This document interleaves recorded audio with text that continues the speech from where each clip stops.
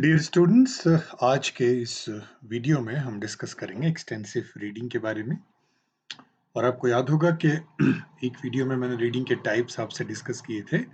उसमें extensive reading जो है वो साइलेंट रीडिंग का एक इम्पॉर्टेंट टाइप है। इंटेंसिव रीडिंग हम पिछली क्लास में डिस्कस कर चुके हैं। आप उसी को उसको जक्स्टापोज करेंगे एक्सटेंसिव रीडिंग से, तो आपको चीज़ें बेहतर समझ में आ जाएंगी। एक्सटेंसिव रीडिंग का जो बेसिक पर्पस है, वो जब हमारा उद्देश्य भाषा सीखने पर उतना नहीं होता, जितना कि उस टेक्स्ट की एक जनरल अंडरस्टैंडिंग डेवलप करने पे होता है, उसी को हम एक्सटेंसिव रीडिंग कहते हैं। जब जब स्टूडेंट्स हाई इंटरेस्ट मटेरियल को, जो यूजुअली सिलेबस का पार्ट नहीं है, वो पढ़ती है और जिस्ट के लिए पढ़ती है, अननोन वर्ड्स हैं, उसका मीनिंग या तो गेस करती है, आगे बढ़ती है, क्योंकि अल्टीमेटली पर्पस जो है वो रीडर का कॉन्फिडेंस डेवलप करने के लिए है, एन्जॉयमेंट के लिए है, ओवरऑल इंटरेस्ट डेवलप हो रीडिंग में, इसलिए एक्सटेंसिव रीडिंग जो है वो करवाई जाती है। अ, और बार-बार जैसा मैंने पहले कहा है कि स्पेसिफिक डिटेल्स जैसे क्लासरूम में इंटेंसिव रीडिंग में मैंने आपसे डिस्कस किया था कि इंटेंसिव रीडिंग में फोकस जो है वो टेस्ट पे, एग्ज़ामिनेशन पे, भाषा बच्चा सीख रहा है कि नहीं, उस पे फोकस होता है। कॉम्प्रिहेंशन उसकी प्रॉपर है या नहीं, उस पे फोकस होता है। इसलिए उसी words related, grammar related, comprehension related questions पूछे जाते हैं। लेकिन एक्सटेंसिव रीडिंग में ऐसा नहीं है। वहाँ पर फोकस है कि स्टूडेंट्स रीडिंग को लेकर कितना कॉन्फिडेंट फील करता है, कितना एन्जॉय करता है, कितना उसका इंटरेस्ट डेवलप हुआ है। हिस्टोरिकली देखें तो एक टेक्निकल टर्म के रूप में एक्सटेंसिव रीडिंग का जो कॉन्सेप्ट है वो बहुत पुराना नहीं है। ये 20वीं शताब्दी की शुरुआत में ही इस पे काम होना शुरू हुआ और इंग्लैंड में हैरोल्ड पामर और इंडिया में माइकल वेस्ट, इन लोगों ने इस पे काम करना शुरू किया। तो ये एक बहुत इंटरेस्टिंग चीज़ है कि कंसेप्चुअली एक्सटेंसिव रीडिंग के बारे में जो इनिशियल रिसर्चेस हुई हैं, वो इंडियन सैंपल पर भी हुई हैं। क्योंकि वो ये देख रहे थे कि जिन अंग्रेजी जिनकी मातृभाषा नहीं है, इंग्लिश एज़ फॉरेन लैंग्वेज जिसको कहते हैं, ईएफएल शॉर्ट में जिसको कहते हैं, जिनके लिए अंग्रेजी सेकंड लैंग्वेज है, उनको भाषा कैसे सिखाई जाए।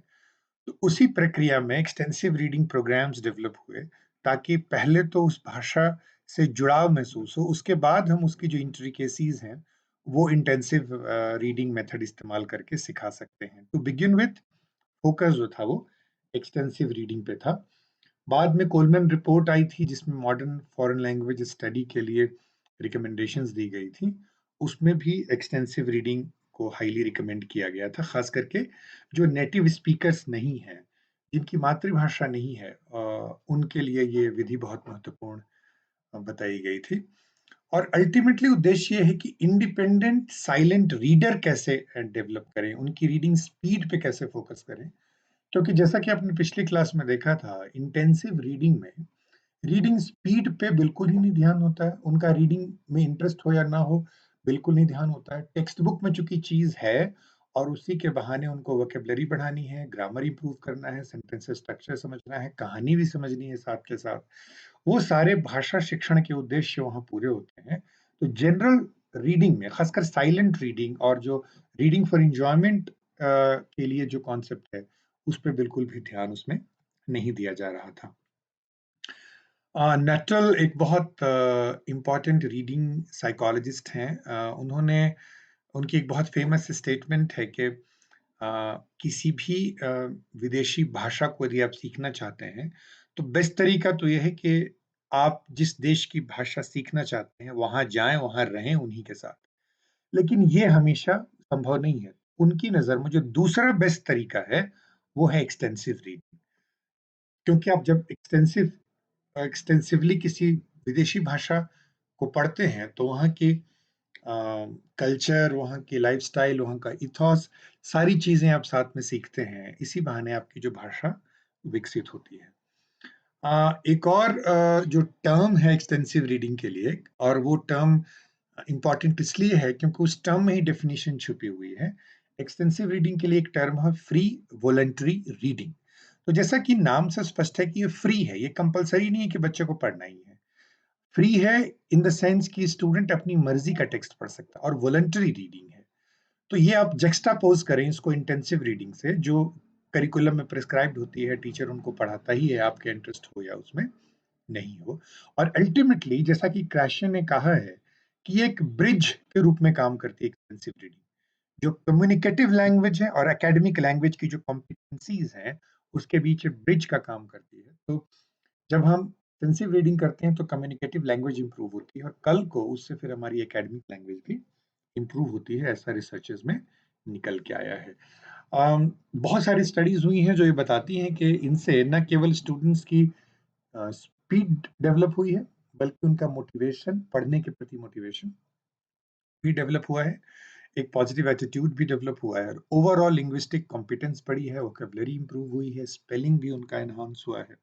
हालांकि जैसा कि मैंने पहले कहा है कि लिंग्विस्टिक कॉम्पिटेंस डेवलप करना फोकस नहीं है, इसमें फोकस जो है फ्री वॉलंटरी रीडिंग में है। लेकिन बाय डिफॉल्ट लिंग्विस्टिक कॉम्पिटेंसीज, खास करके वोकैबुलरी, स्पेलिंग रिलेटेड जो है, वो ऑटोमेटिकली इसके साथ डेवलप होती है। 3 इंपॉर्टेंट थियरीज हैं जो इसको सपोर्ट करती हैं, एक्सटेंसिव रीडिंग के मेथड को। पहली थियरी क्राशे की इनपुट हाइपोथेसिस है। इसमें 2 चीजें मैं क्विकली हाइलाइट करूंगा। यदि आप इसके बारे में डिटेल जानना चाहें तो आप इंटरनेट पे इसको और आप डिटेल पढ़ सकते हैं। लेकिन यहाँ चूंकि आपके सिलेबस में थियरीज के बारे में अलग से कोई प्रिस्क्राइब नहीं है, मैं आपके आंसर को इनहांस करने के लिए कुछ फंडामेंटल थियरीज आपसे डिस्कस कर रहा हूँ। तो क्रॉशिंग की जो इनपुट हाइपोथेसिस है वो कहती है कि there is a difference between acquisition and learning. मतलब भाषा को अक्वायर करना और भाषा को सीखना, उसमें वो अंतर आते हैं। भाषा को सीखने का एक तरीका तो वही है जो इंटेंसिव रीडिंग में मैंने पिछले क्लासेस में आपसे डिस्कस किया है। बट अक्वायर करना, जिसको हम बोलते हैं ना पिकिंग अप द लैंग्वेज, आप एक ऐसी जगह पे रहते हैं जहाँ के लोग वो भाषा, जिस भाषा में बातचीत करते हैं, कम्युनिकेट करते हैं, वो आपकी भाषा नहीं है। आप वहाँ रहते-रहते कुछ शब्द, कुछ फ्रेजेज़ जिसको हम बोलते हैं ना पिक कर लेते हैं। तो ये जो पिक करना है भाषा के नुएंसेस को, वो एक्विजिशन फेज़ है। दैट डज़ नॉट मीन कि you will learn the language. तो इनफॉर्मल सेटिंग में when you pick up the language, उससे आपके भाषा का स्ट्रक्चर, कॉग्निटिव स्ट्रक्चर डेवलप होता है, और बाद में जब आपको रियल सेंस में इंटेंसिव ट्रेनिंग दी जाती है तो भाषा के बाकी डिटेल्स जो है वो आप सीखते हैं। ये थियरी बेसिकली ये कह रही है कि जब लो एंजाइटी सेटिंग क्या हुआ? देखो, इंटेंसिव रीडिंग जब क्लास में होती है वो हाई एंजाइटी है, क्योंकि बच्चों को पता है कि इसके बाद टेस्ट होगा, हमको असेस किया जाएगा। लेकिन extensive reading is a low anxiety setting, वहां पर ये फोकस नहीं होता है। तो जब आप इनफॉर्मली बैठते हैं किसी के साथ तो भाषा जल्दी पिकअप करते हैं, क्योंकि आप पर स्ट्रेस नहीं होता। तो वो जो इनफॉर्मल सेटिंग में आप लैंग्वेज पिकअप करते हैं और एक्वायर करते हैं, उससे आपकी लर्निंग जो है वो स्मूथ हो जाती है। तो इस थ्योरी के आधार पे एक्सटेंसिव रीडिंग इसलिए इम्पोर्टेंट है, क्योंकि इससे कहीं न कहीं जो इनफॉर्मल सेटिंग में हम नेचुरली भाषा सीखते हैं, तो इनफॉर्मल रीडिंग से भी हम नेचुरली भाषा सीखेंगे और उससे फॉरेन लैंग्वेज की एक्विजिशन और लर्निंग दोनों आसान हो जाती है। दूसरी जो हाइपोथेसिस है वो L1 is equal to L2 hypothesis है। L1 का मतलब यहाँ लैंग्वेज 1 और L2 का मतलब लैंग्वेज 2। ये हाइपोथेसिस ये कहती है कि जब हम अपनी लाइफ की पहली भाषा सीखते हैं, जैसे आपने हिंदी सीखी, तो आपको हिंदी का व्याकरण नहीं बताया गया। पहले आपने भाषा की बेसिक चीजें आपके अंदर चली गई, व्याकरण आपने बाद में सीखा। तो वो कह रहे हैं L1 is equal to L2 का आइडिया यही है कि सेकेंड लैंग्वेज, जैसे अंग्रेजी का उदाहरण दें, आपके लिए सेकेंड लैंग्वेज है। सेकेंड लैंग्वेज उसी प्रक्रिया में सीखें जिस प्रक्रिया में पहली लैंग्वेज सीखी थी, तो हमारे लिए सीखना आसान हो जाता है। पहली लैंग्वेज कैसे सीखी थी हमने? इनफॉर्मल सीखी थी। तो दूसरी लैंग्वेज भी यदि हम इनफॉर्मल सेटिंग में रखते हैं, एक्सटेंसिव रीडिंग में रखें, तो उससे क्या होगा कि कॉम्पिटेंस जो है वो हमारी लैंग्वेज की बढ़ जाती है। तो ये इस हाइपोथेसिस को समराइज करना हो तो ये सिंपल समरी इसकी यही है कि L2 अर्थात सेकेंड लैंग्वेज सीखने के वही स्टेप को हम जल्दी से पूरे कर लें जो पहली लैंग्वेज सीखने में की थी, तो हमारे लिए सेकेंड लैंग्वेज सीखना इजी हो जाता है। और एक्सटेंसिव रीडिंग का जो बेसिक फिलॉसफी है उसकी, वो इसी को मिमिक करती है, इसी को कॉपी करती है। तीसरी जो इंपॉर्टेंट थियरी है एर्यूमल हार्ट की, इंटरैक्टिव मॉडल है। वो एक इम्पोर्टेंट कॉन्सेप्ट डिस्कस कर रहे हैं। वो बोल रहे हैं कि जब हम रीडिंग प्रक्रिया में शामिल होते हैं, तो 2 तरीके की प्रक्रियाएँ साथ में चल रही होती हैं, bottom up processes and top down processes. जैसे आज सपोज़ करो आपने ट्रिब्यून आज का उठाया और एक स्टूडेंट ने मुझे पिछली क्लास में पूछा भी था कि इंटेंसिव रीडिंग जो है वो इनफॉर्मल सेटिंग में भी इंटेंसिव हो सकती है क्या? क्योंकि मेरे सारे एग्ज़ाम्पल हमने डिस्कस किए थे कि इंटेंसिव रीडिंग जो है वो क्लासरूम सेटिंग्स में ज़्यादा होती है। इनफॉर्मल सेटिंग में क्या है कि आपने ट्रिब्यून का एक आर्टिकल उठाया, एडिटोरियल उठाया और आप उसके हर वर्ड को समझ रहे हैं, उसके ग्रामेटिकल स्ट्रक्चर के अंदर जा रहे हैं कि कैसे बना, हर फ्रेज़ को समझ रहे हैं, तो ऑब्वियसली आप 15 मिनट में शायद एक पैराग्राफ ही पढ़ पाएँगे। आप क्या कर रहे हैं? आप रीडिंग के जो फंडामेंटल प्रोसेसेस हैं, वर्ड रिकॉग्नाइज़ कर रहे हैं, उसका मीनिंग देख रहे हैं, उसका मीनिंग कितने तरीके से इस्तेमाल हो रहा है, किस तरह के कॉन्टेक्स्ट में उस शब्द के क्या अर्थ होते हैं। ये जो प्रोसेस है, when you actually break down, that is known as bottom up process. और टॉप डाउन प्रोसेस क्या है? आप फास्ट रीडिंग कर रहे हैं, जो वर्ड्स आपको नहीं भी समझ में आ रहा, आप उसके मीनिंग को आप गेस कर रहे हो। ये टॉप डाउन है, ओवरऑल ताकि आपको मतलब समझ में आ जाए। I don't I understand now कि अब आपको समझ में आ गया होगा कि जो इन इंटेंसिव रीडिंग है, वो कहीं न कहीं बॉटम अप प्रोसेस है, जहाँ हम हर शब्द, ग्रामर के हर स्ट्रक्चर, सेंटेंस के हर स्टाइल के बारे में बहुत डिटेल से समझ रहे हैं, ये बॉटम अप प्रोसेस है।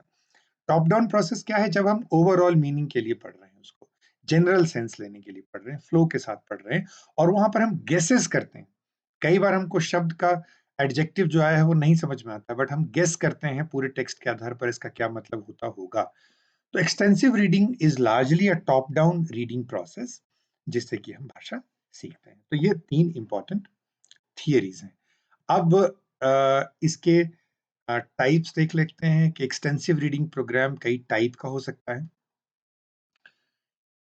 3 टाइप्स बेसिकली पॉपुलर हैं। एक तो ये है कि जो इंटेंसिव रीडिंग प्रोग्राम चल रहा है, उसके पूरक के रूप में, उसके कॉम्प्लीमेंट के रूप में एक्सटेंसिव रीडिंग प्रोग्राम चलाया जाए। दूसरा, इसको एक एक्स्ट्रा करिकुलर एक्टिविटी के रूप में प्रमोट किया जाए क्योंकि अदरवाइज़ ये करिकुलम में शामिल नहीं है चूँकि, इसलिए इसको एक्स्ट्रा करिकुलर के रूप में दिखाया जाता है, जहाँ स्टूडेंट्स को क्लास के बाद या अपने घर पर उनको एक्स्ट्रा रीड करने के लिए प्रमोट किया जाता है।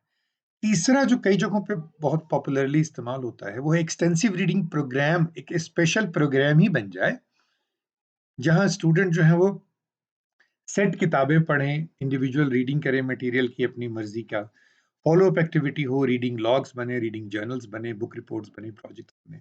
मतलब एक प्रॉपर करिकुलम के रूप में एक्सटेंसिव रीडिंग प्रोग्राम। हमने देखा कि 3 तरीके के एक्सटेंसिव रीडिंग प्रोग्राम हैं। एक तो इंटेंसिव रीडिंग मेन प्रोग्राम है, उसका कॉम्प्लीमेंट के रूप में, दूसरा एक्स्ट्रा करिकुलर के रूप में और तीसरा इसी का पूरा करिकुलम बन जाए और इसी के अराउंड पूरी लैंग्वेज लर्निंग प्रक्रिया हो। तो ये 3 तरीके हैं जिससे एक्सटेंसिव रीडिंग प्रोग्राम्स चलते हैं। बट आपने अपने एक्सपीरियंस में भी देखा होगा कि एक्सटेंसिव रीडिंग को लेकर के हमारे एजुकेशनल इंस्टीट्यूशन में कोई फ़ोकस नहीं है। सारा फ़ोकस इंटेंसिव रीडिंग का होता है जो हमारे टेक्स्ट बुक में दिए रहते हैं। अब एक्सटेंसिव रीडिंग के कुछ कैरेक्टरिस्टिक्स देख लेते हैं। 10 इसके कैरेक्टरिस्टिक्स डे एंड बैम्फोर्ड ने ढूँढे हैं।